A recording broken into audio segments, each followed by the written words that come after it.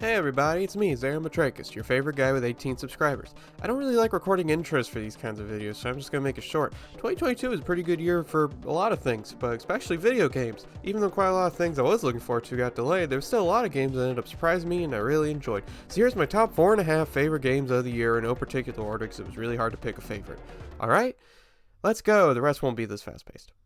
Alright, first game on the list came out very early this year. It comes from Japan. It was a genre-defining masterpiece that just shook the whole world by storm. You know the game I'm talking about. I'm talking about Kirby. I mean, HAL Laboratory did not need to go as far as they did with this game. Nintendo hasn't made a good game in like 4 years. I think Kirby just being put in 3D and eating a car was enough for it to sell 5 million copies on its own. But this game just has so much creativity and interesting ideas and just such perfect execution every single step of the way. It strikes such a perfect balance of being playful and silly and kind of allowing you to mess around while also being mechanically deep and having lots of content. It has imaginative levels, great boss fights, a lengthy post-game where you need to get 300 pieces of a lion's soul, he eats a car. If you're like me and have been burned out a lot by Nintendo's output on the Nintendo Switch in the last few years, definitely get this game as it's the best thing they've made since Smash Brothers. Although they didn't actually make this game, HAL Laboratory did, so yeah. And Nintendo didn't even make Smash Brothers, that was Bandai. Next game on the list, Neon White. The most impressive thing to me about Neon White is just how effortless all of its design and mechanics are. It's the kind of game that looking at it feels like it would be really confusing and hard to play, but it just ends up being so readable and so well designed. Beyond that though, I don't really know what else there is to say that hadn't already been said about this great game. It's well designed, well made, it has great visuals, fun music, an interesting setting, it's just all around a phenomenal game, worth the asking price and then some. Now to shake things up a little bit, let's talk about the half game in this list. Cuphead: The Delicious Last Course.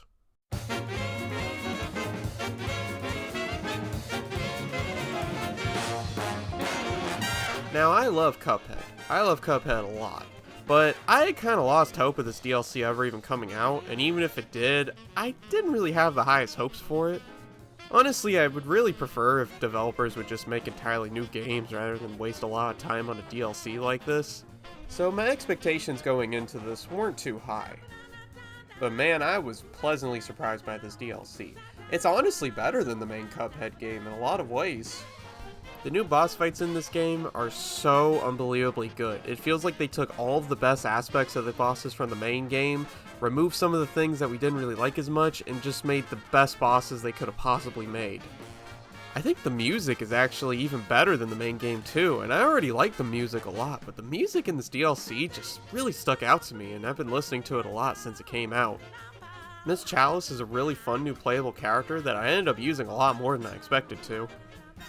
Really, the only problem with this DLC is its length. It really does leave you wanting more, because it just shows how much the development team of Cuphead is learning and improving, and really trying to make something great out of this franchise.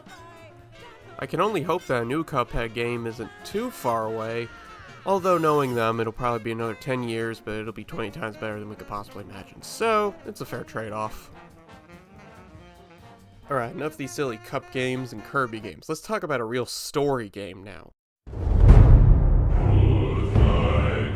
Now when it comes to story in video games, we all know what the best story of any game was this year. You already know it, I'm talking Norco! Norco, baby! Now, Norco is the most recent addition to my list, as I only just played it a few days ago, but I'm so glad I did. I'm really not a big fan of point-and-click adventure games, but for being one of them, this game's actually pretty alright to play. It has some intuitive puzzles, well-done controls, phenomenal visuals, and there wasn't really any point where I felt lost or like I needed to check a guide. It was all very straightforward while not feeling hand-holdy or dumbed down. But the real thing to talk about with this game is the story and world, which, oh my gosh. I really can't say I've played any other game quite like this. It filled me with such a sense of dread while also giving me a weird sense of hope at the same time. Best I can describe it is it's like if Ari Aster made a video game. The whole game is just soaked in this intense atmosphere where it just feels like something is going to explode at any minute. It constantly hits you with moments that are extremely sad while also giving you a lot of moments that are extremely absurd. Moments of it feel unbelievably grounded and like real conversations I've had in my life, while other moments feel like bizarre nightmares that are just... I don't even know. It's a game I'm really going to need to think about for quite some time, but I do know it's one of the most interesting and unique experiences I've really ever had with a video game. I highly implore anybody with Game Pass to give it a try, as, believe me, I really didn't think this would be my thing, but man, it is just something special. And finally on my list is what was easily the most surprising game of the year, and maybe my favorite. Like I said, this video is not really in any order, but yeah, this might have been my favorite game this year.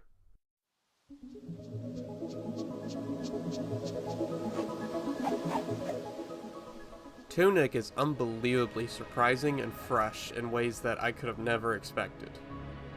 On the surface, this game feels very derivative. It's very clearly based around 2D Zeldas, games like A Link to the Past. Which, don't get me wrong, is not a bad thing, and really did sell us all on wanting to play it, as we all love a good 2D Zelda type game from time to time. But underneath all that, this game has extremely interesting new ideas, the biggest of which being the manual system. This game is like if you played a Metroidvania, but you had all the powers unlocked, but no way to know how to use them. Your character has pretty much all of the major abilities that they're gonna get in the game, but you have to collect pieces of a manual to know how to use them.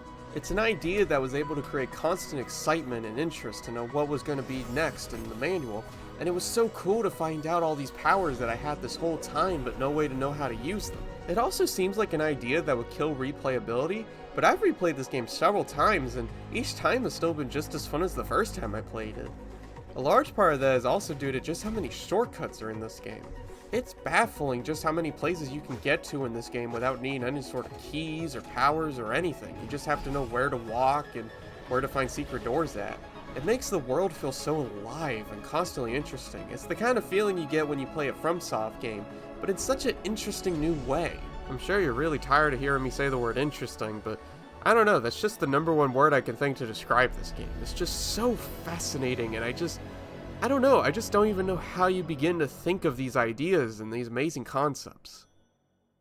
So, yep, that was my top 4.5 favorite games of 2022.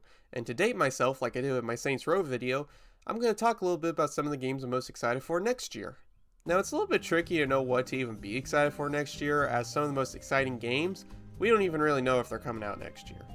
Hollow Knight Silksong is probably the biggest one. I really hope it comes out next year, but there is a small part of me that wonders maybe it won't, or if it does, it might be really late next year. I don't know, man, but yep, I'm excited for that.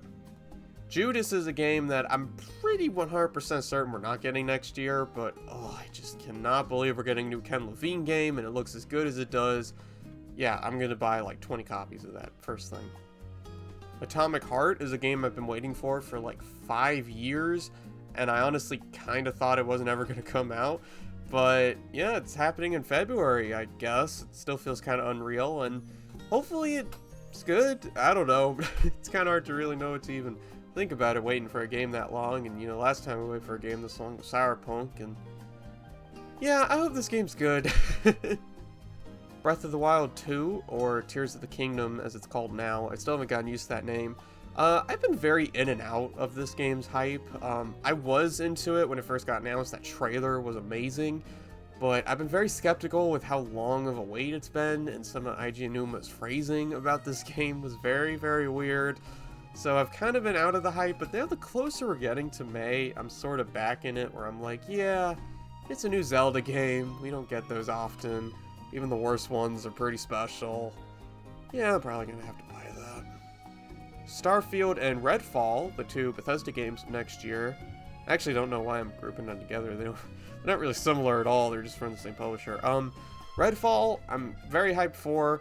I know a lot of people aren't, and yeah, they haven't really shown a lot to get excited about, but I love Arcane Studios' games, and I trust them, so I'm not too concerned about it. I do think it'll be different for them, but I don't know, I'm still excited to see what they make, and, and I've loved all their other games, so I'm still pretty looking forward to Redfall.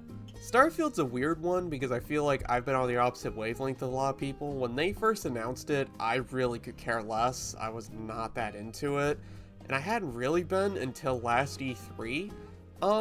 I really liked what they've been showing of it, honestly. I really like the RPG stuff it's gonna have. I think the whole spaceship building thing, while it could be a bit too intrusive like Settlement Building was, I think it's a really, really cool idea that I wish stuff like No Man's Sky had. That was one of my biggest disappointments with that game, was that you couldn't customize your ship much, so I really like the idea of that. And I don't know, I have a strong feeling about it. I don't think it's gonna be like the greatest thing ever made. I don't think it's gonna be, I don't know. I think it's going to be a really solid game. I think as long as we go into it with kind of the right expectations, I think it's going to be a really enjoyable game. And finally, why didn't Volition drive me to Chick-fil-A? I mean, come on. They made the worst game of the year, but they could have at least driven me to Chick-fil-A. Ugh, can't with these guys.